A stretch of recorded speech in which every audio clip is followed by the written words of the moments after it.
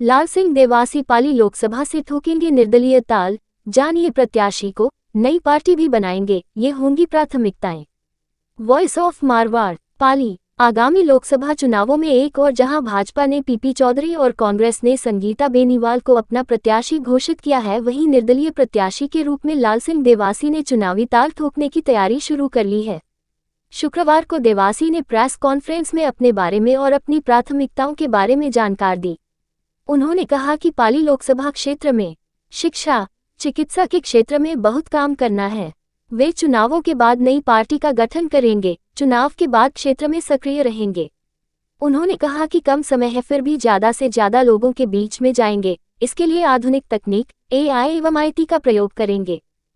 मैं अपने आप को एज ए प्रत्याशी, एज ए कैंडिडेट खड़ा होता। अपने बारे में मैं एक छोटा सा प्रेजेंटेशन आपको बताता हूँ। आपको जिज्ञासा होगी कि ये आदमी कौन है। मेरा नाम लाल सिंह देवासी है और ये प्रेस कॉन्फ्रेंस मैंने इसलिए बुलाई है कि मैं पाली लोकसभा क्षेत्र के लिए उम्मीदवारी प्रस्तुत कर रहा हूँ। मैं पाली लोकसभा क्षेत्र के लिए एज ए कैंडिडेट खड़ा हो रहा हूँ। आपको जिज्ञासा होगी कि आदमी कौन है। मैं पहले एक्सिस बैंक में रीजनल हेड था, एग्जीक्यूटिव वाइस प्रेसिडेंट था। पूरे 14 स्टेट ईस्ट के मेरे अंडर में थे। वहाँ से मैंने त्याग पत्र दिया है। ध्यान से सुनना, मैंने लाखों की नौकरी से रिजाइन किया है और रिजाइन करके पॉलिटिक्स में आया हूँ। मैंने मई में आम आदमी पार्टी ज्वाइन किया था, लेकिन आज आम आदमी पार्टी से मैंने रिजाइन कर दिया है क्योंकि आम आदमी पार्टी का इंडिया गठबंधन का एक पार्ट है। तो यहाँ पे राजस्थान में कोई सीट नहीं मिली है, इसलिए मैंने आज रिजाइन कर दिया और एज ए निर्दलीय candidate, as a independent candidate मैं यहाँ पे खड़ा हुआ हूँ। खड़ा होने का उद्देश्य क्या है? मैं जब बैंक में भी था, बहुत सारे स्टेट में, 16 स्टेट में मैंने नौकरी की है। 16 स्टेट को मैंने हेड किया है। हमेशा ये लगता था कि अपना राजस्थान का इकोनॉमिक कंडीशन क्या है। हमारा राजस्थान आप सबको पता है कि बीमारू प्रदेश के रूप में जाना जाता है, कि जिसकी इकोनॉमिक कंडीशन जो इकोनॉमिकली वीक स्टेट है उसमें आता है, और जो R है वो राजस्थान का एब्रीविएशन। यहाँ पे खास करके पाली, हालांकि पूरे राजस्थान की इकोनॉमी पे मैंने बजट पे अपना लेख भी लिखा है। पाली की जो समस्याएं हैं, मैं जगह जगह स्कूल्स गया हूँ, हॉस्पिटल्स गया हूँ, सब लोगों से मिला हूँ और मुझे ये लगा कि स्कूल्स की स्थिति बहुत खराब है। स्कूल्स हैं लेकिन टीचर्स नहीं है। कहीं पे टीचर्स हैं तो स्कूल में इंफ्रास्ट्रक्चर नहीं है। पाली में और पूरे राजस्थान में ड्रॉप आउट रेशियो सबसे ज्यादा है। 78% बच्चे पढ़ाई छोड़ रहे हैं। Girls education lowest in India. बहुत शर्मनाक बात है, लोवेस्ट इन इंडिया। सबसे कम गर्ल्स एजुकेशन राजस्थान की है और उसमें से पाली एक है। हॉस्पिटल्स नहीं है। बहुत सारे छोटे छोटे जो टाउन्स में जोधपुर भागना पड़ता है, पाली जाना पड़ता है, कोई हॉस्पिटल की वहां पे पूरे इक्विपमेंट्स नहीं है। पशुपालकों की समस्या, यहाँ एक पशुपालक का बहुत बड़ा वर्ग है, देवासी है, बाकी समाज भी हैं पशुपालक में। पशुपालक वर्ग की स्थिति दयनीय है क्योंकि ये पशुपालक माइग्रेंट है, दूसरे स्टेट में जाते हैं, MP में जाते हैं, गुजरात में जाते हैं, दूसरे स्टेट में जाते हैं। इनके ऊपर अत्याचार होते हैं, इनके ऊपर वहाँ दूसरे स्टेट में फॉरेस्ट प्रॉब्लम्स होती है। कोई वोटिंग राइट्स नहीं है कि वो आर्मी की तरह पोस्टल वोट कर सके। उनको राशन नहीं मिलता है। उनकी ऊन का कोई सपोर्ट प्राइस नहीं है। मिनिमम सपोर्ट प्राइस की अभी तो बात हो रही किसानों के लिए, उनके लिए तो मिनिमम सपोर्ट प्राइस भी नहीं है। ऊन ऐसी फेंक दी जाती है। दूध सबसे ज्यादा राजस्थान में होता है, सबसे ज्यादा दूध राजस्थान में होता है, लेकिन डेयरी का क्या विकास है सबको पता है। यहाँ से कच्चा दूध गुजरात में जाता है, दूसरे स्टेट में जाता है। हम उसको पूरा प्रोसेस नहीं कर पाते, हमारे युवाओं को रोजगार नहीं मिल पाता है। किसानों की हालत आप खुद देख रहे हैं, एमएसपी पे तो बड़ा आंदोलन चल ही रहा है। Minimum support price legal guarantee होनी चाहिए, ताकि किसान को एक निश्चितता हो कि भाई इतने में तो मेरा माल बिकेगा ही। युवाओं की स्थिति पाली में, खास करके पाली में पलायन, हर जगह पे पलायन की स्थिति है। हमारे अधिकतर युवा बाहर चले गए, दूसरे स्टेट में, अहमदाबाद, पूना, बेंगलोर, साउथ, सब जगह आपको युवा मिले हैं। और ये युवा कोई बिजनेसमैन बन के नहीं गए हैं, मजदूर बन के गए। मजदूर, हमारी जो युवा शक्ति है कि स्टेट की जो आधार होती है, पहले मारवाड़ी निकल गए, सब कैपिटल निकल गए, हमारी टैलेंट निकल गई, और अभी हमारे युवा घर छोड़ के जा रहे हैं क्योंकि रोजगार नहीं है, इंडस्ट्री नहीं है यहाँ पे, इसलिए सारे युवा छोड़ के जा रहे हैं। उनके माँ बाप अकेले हैं, और 18 घंटे में सब युवाओं से मिलके आया हूं, वहां पे 18 घंटे नौकरी करते हैं और रात में रोते हैं, काश हमारे स्टेट में रोजगार मिलता तो आज हमें यहाँ नहीं आना पड़ता। नाम रखा अगर डिसाइड किया है? अभी पार्टी का नाम नहीं रखा है।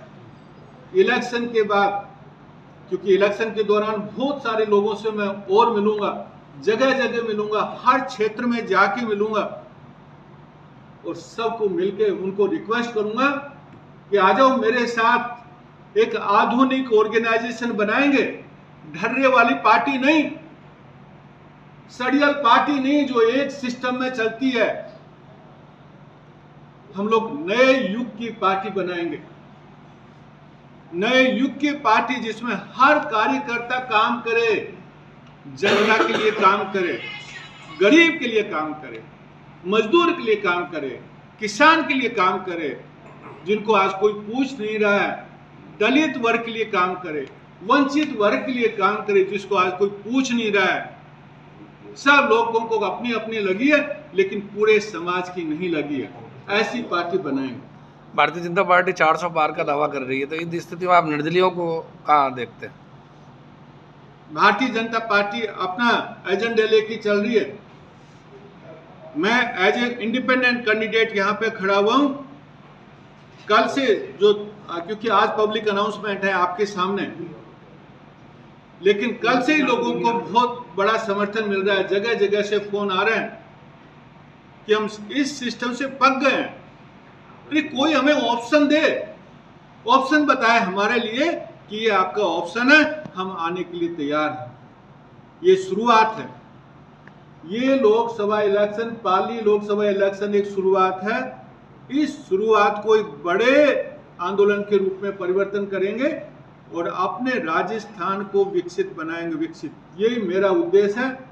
इतना सारा मैं सब कुछ, धन दौलत सब छोड़ के आया हूँ, अपनी पद प्रतिष्ठा सब छोड़ के आया हूँ। अपने राजस्थान को डेवलप बनाएंगे, यही मैंने अपना जिंदगी का लक्ष्य बनाया और इसी पे मैं काम करूँगा। आप जो है, आप पार्टी छोड़ करके आए हैं, तो आपके जो वर्किंग स्टाइल रहेगी, जो आप जिस दल का गठन करेंगे, तो क्या आप पार्टी स्टाइल में आपका कार्यशैली रहेगी?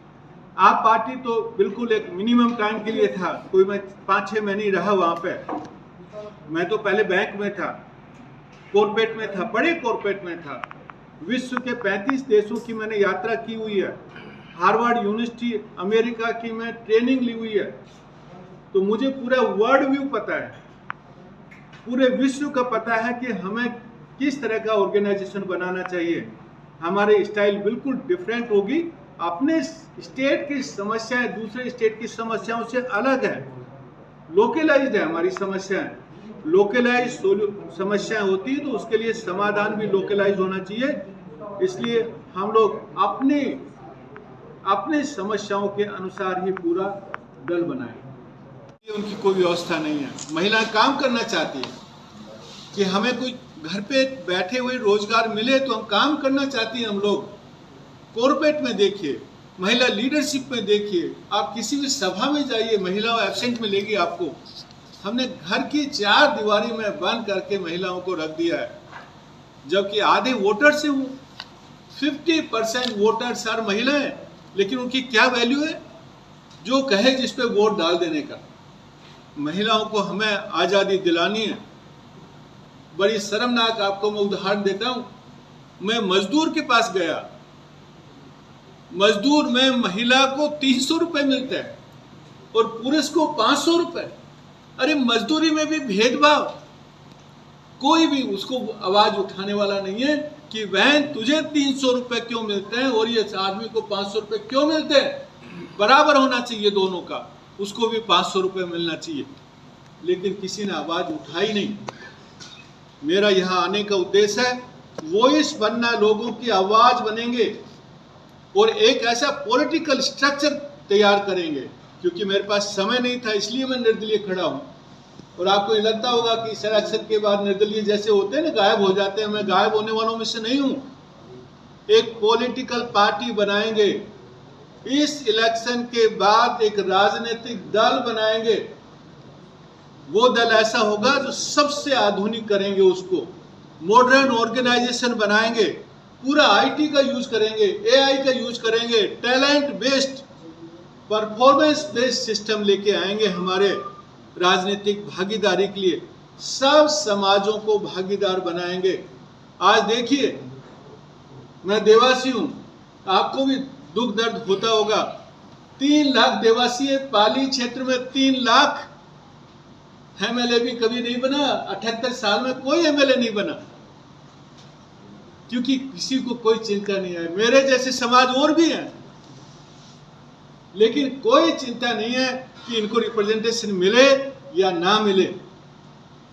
हम धरने पर चलेंगे, कर लो क्या करोगे। इतना दम आ गया है कि एमएलए एमपी अभी कोई विकास का काम नहीं करता है, क्योंकि उनको पता है कि खाली टिकट का मैनेज कर लो और काम करने से कोई फर्क नहीं पड़ता। जनता रोती रहती है और कोई काम नहीं करने का, फिर भी किसी दूसरे के नाम पे जीत जाने का।